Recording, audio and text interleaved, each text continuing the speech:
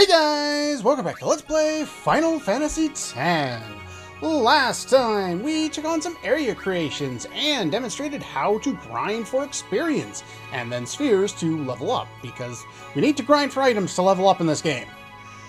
Anyway, that was this file here. 84 hours, now we're about 5.5 hours later, and I've done a little bit of work in the meantime. Primarily, I used said experience system to finish doing all the sphere gridding that I really wanted to do with the original sphere grid with Tidus, Tidus, Wakka, and Riku, which includes the end of Yuna's path, the end of Riku's path, all the way up through Tidus's, most of his path, most of Auron's path, and almost all of Wakka's path. And once I was done with that, I warped everybody to this spot.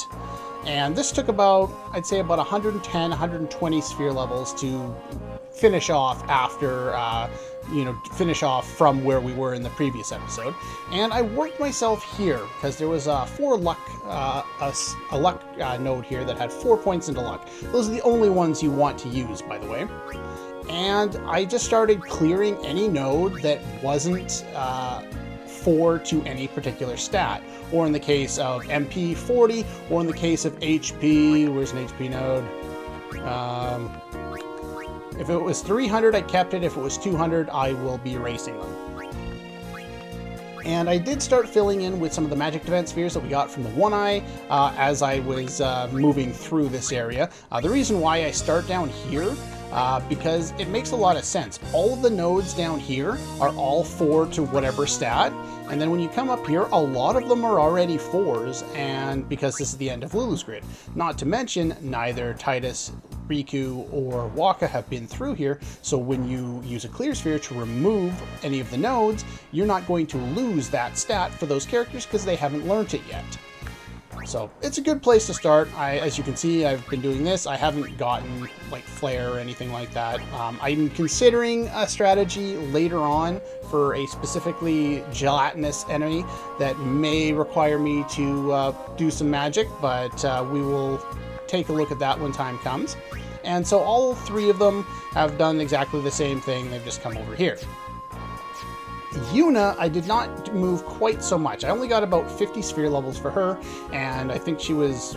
I can't even remember where she was at the end of last episode. It's been a while. But yeah, I warped her here from wherever she was. I think she finished up Riku's grid there, or something like that. Yeah, she finished up Riku's grid up to in and around here, and then I warped her up here, and we started walking up Tidus's grid there.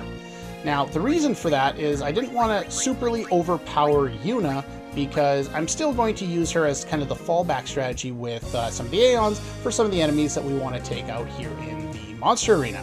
So those are her stats. Tidus, Wakka, and Riku, they all have very similar stats at this point. The only stat that's really been augmented by using spheres is magic defense, and I think we would all be around what Yuna has here if we did otherwise, so probably around 120. So I would guess that's probably the equivalent of putting Shell on from there. I'm guessing, I have no idea, but that's what I'm gonna go with.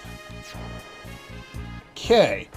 Next point, I have been a little busy off screen. I also did some bribing. If you need more X potions, and I didn't yet, but I will eventually, you can go to Valaha, who is in here, and he should be in the Cavern of the Stolen Faith, right here. Go to him, bribe him for 174,000, you should get about 60 X potions.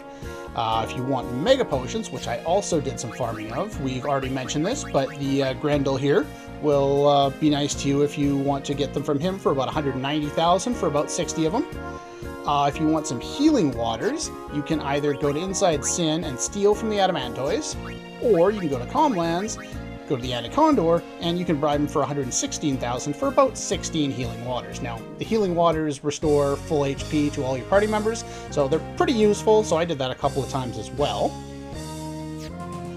One final one that I did off-screen was in Bikanel, this sandworm. For 900,000 gil, you get about 16 winning formulas. I did this twice.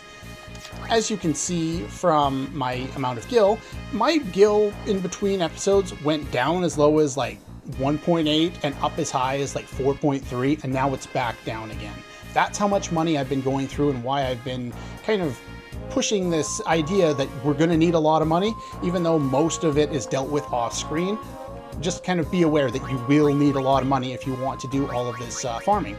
And what I did with it was I got enough of the winning formulas to customize triple overdrive. You need 30 of them onto Yuna's weapon. Now, this is entirely unnecessary. It just makes my life easier if I want to demonstrate Yuna at different levels of advancement, and so that I don't have to kind of keep her in there, but I can just throw her in for one battle and level her a whole bunch all at once, and I don't have to fumble around with it. Now, about the money. If you are going to need money, and this is part of what I did, those monotonics that we got, I believe it was last time or the time before, or whenever it was, where the hell did they go? Monotonics. I got 60 of them. I went and I customized MP plus 30% with one of them on the armors we bought in Kilika. We've already demonstrated this with Stamina Tonics. Got rid of all but 8 of them. I was going to do 10, but I overshot. So went and sold those. SOS Regen with Healing Springs that you can get from battling... Where are my Healing Springs? There they are. That you can get from battling the Kodos enemy that we use to farm all of our power, speed, and monospheres from. So you can do that. Those sell for even more, but you know, you can do that battle over and over again to get more and more. Just go to Kilika, buy a whole whack ton armors, come back here, and then battle them a couple times, do a bunch of customizing, battle them a couple more, customizing, over and over and over again. One of the other ways of doing it is to just fight the enemies in the species and stuff like that. One Eye is particularly good because both the armors and the weapons tend to sell really well. I think the maximum you can get is about 67,000 for one, and the lowest is, you know, like 20,000. So it's really good overall. There's no real dips. You don't get, you know, only get like 5,000 for one of them like you do with some of the other weapons that you can get and armor that you can get from some of the other guys. Finally, you could go to the Omega Ruins and fight the Mimics with Gillionaire on a weapon, which means using Riku, unless you want to customize something else. Once you can deal damage equivalent to what I can with these stats, which isn't even filling out the entire grid yet, then you should be more than a match for them to go and fight them really, really fast. The only thing is you can't capture them, so you can't just force an encounter with them over and over again. You have to run around. You can kill some of the other enemies as well and get some money from them and some of their drops and stuff like that too. But those are kind of the most effective ways of going about farming money in this game.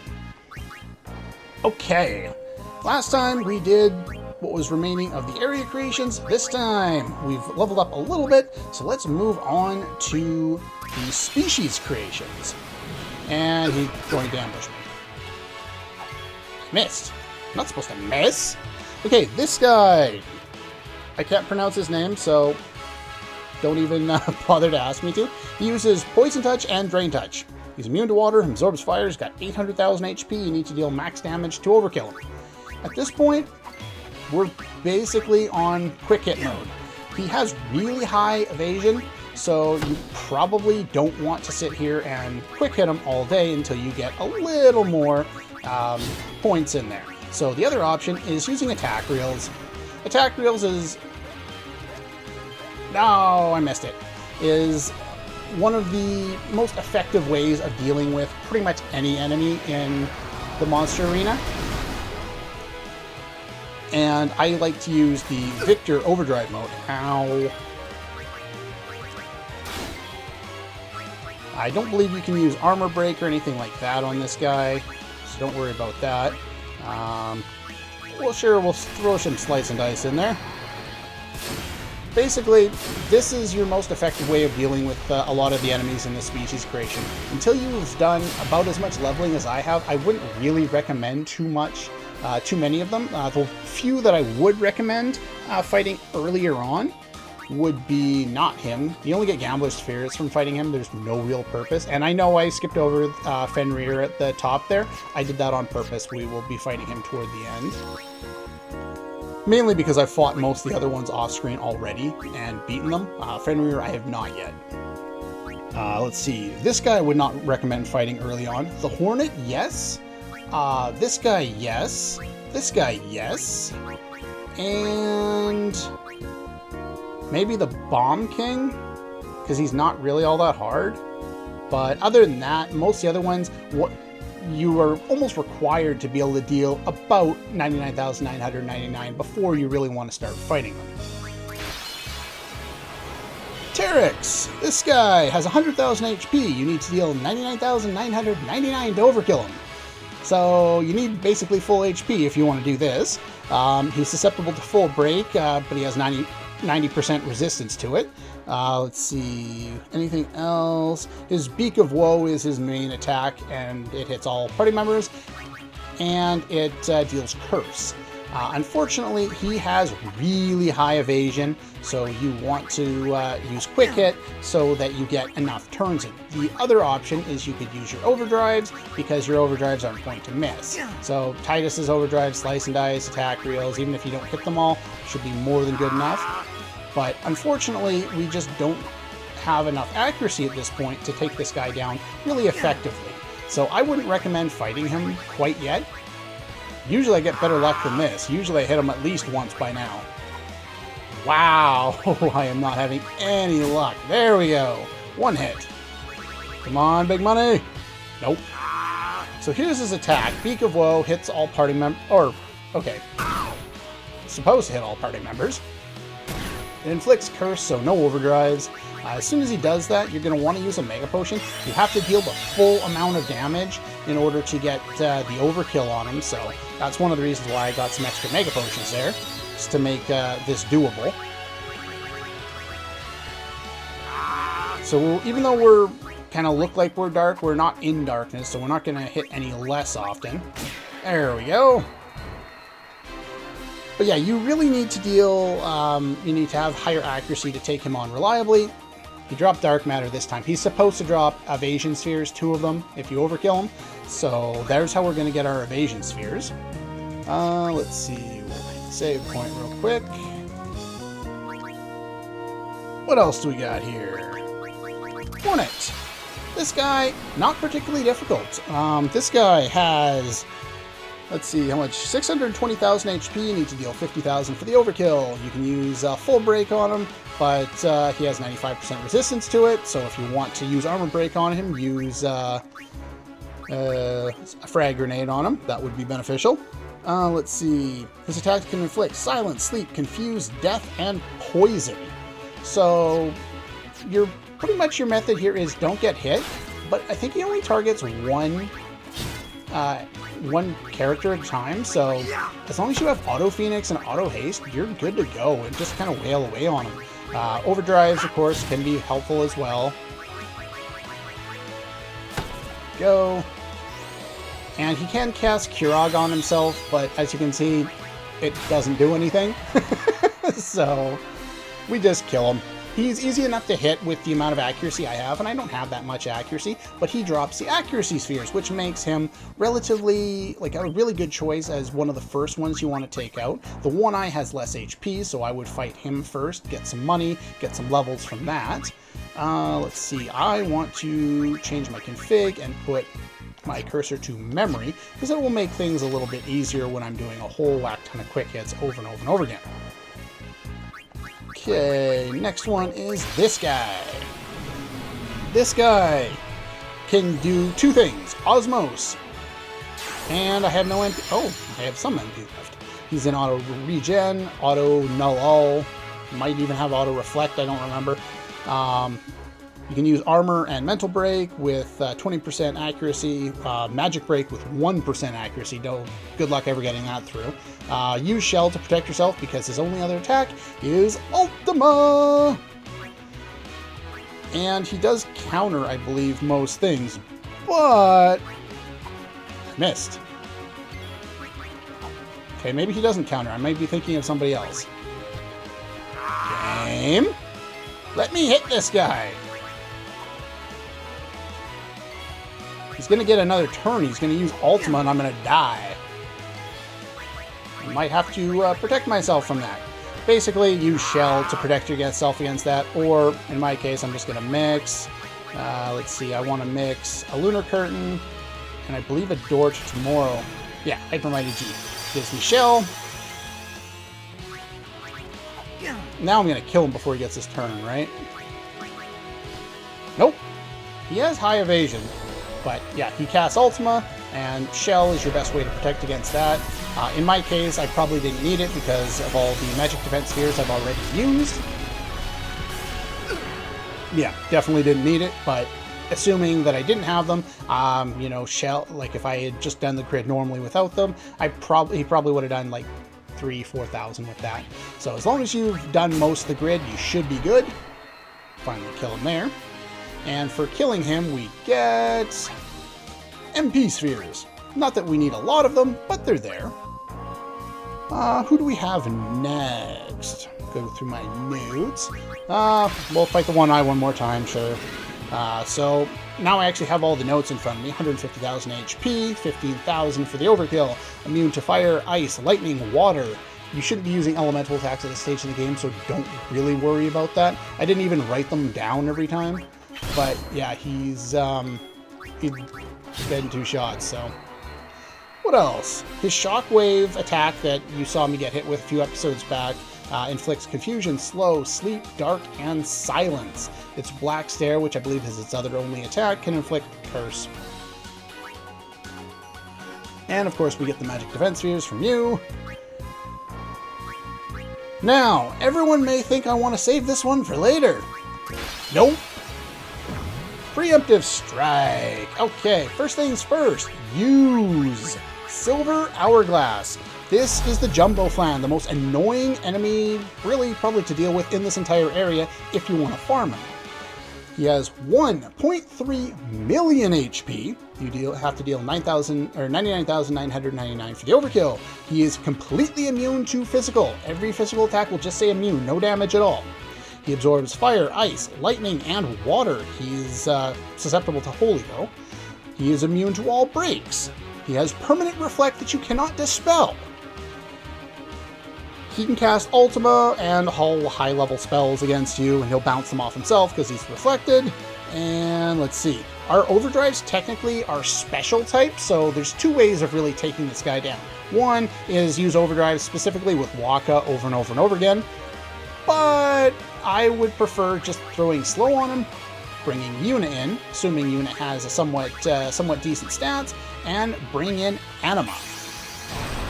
Anima is your best friend when trying to farm against this guy, because Anima can still deal max damage. Your overdrive, like using Wakka's attack reels, even with a maxed strength stat, will only deal, I think, like 10 to 20,000 per hit.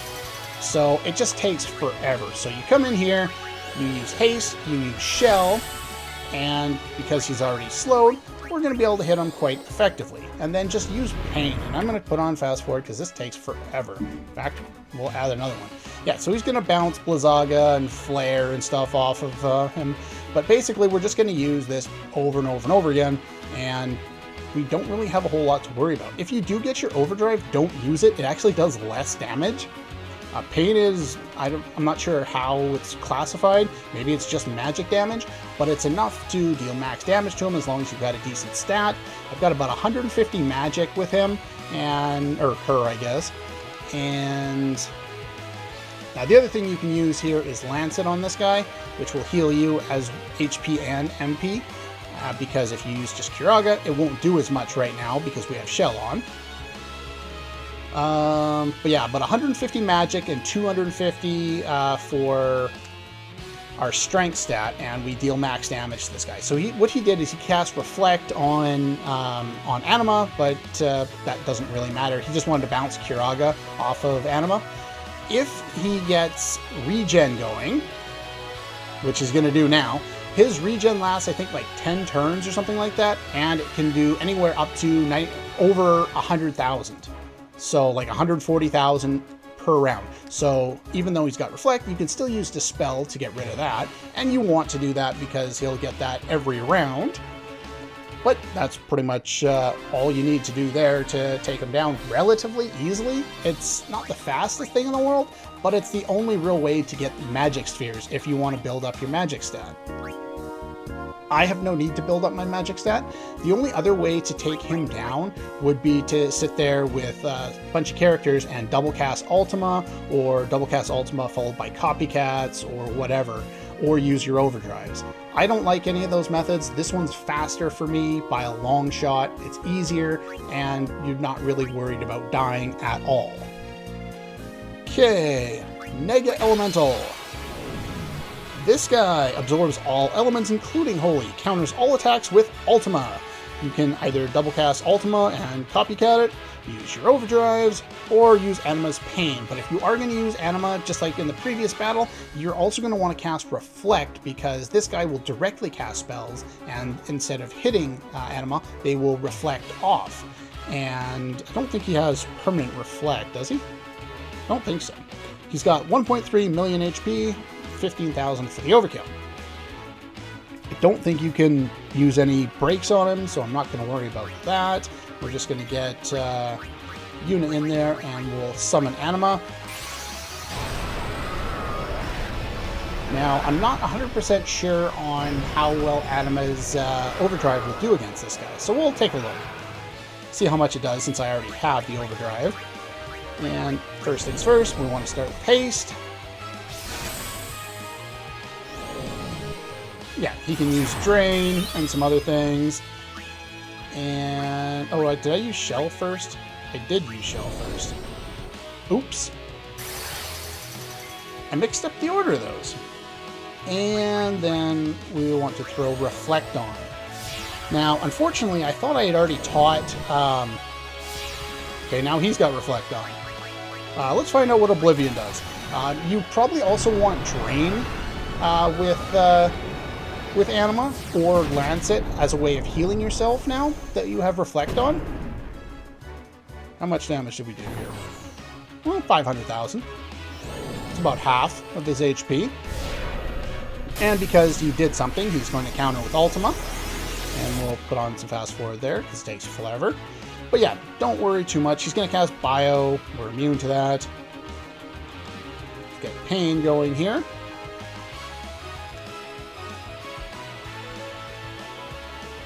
But yeah, that's pretty much, once you've gotten Yuna, you know, through a decent amount of the grid, your Aeons have enough stats to kind of take these guys down. I wouldn't recommend trying to take them down until you've gotten approximately this much movement on the sphere grid, so that she has stats capable of taking down some of these enemies.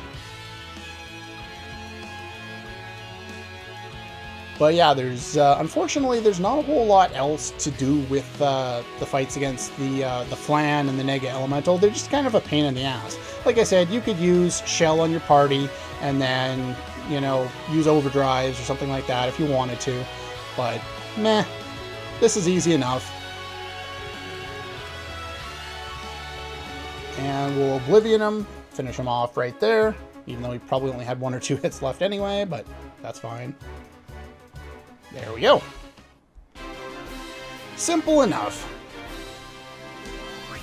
And for defeating him, you get Twin Stars. Not that we need it. But one other thing of note is if you want Elemental Eaters, I just got one there. We'll show it on the weapon thing here. Go and sell it.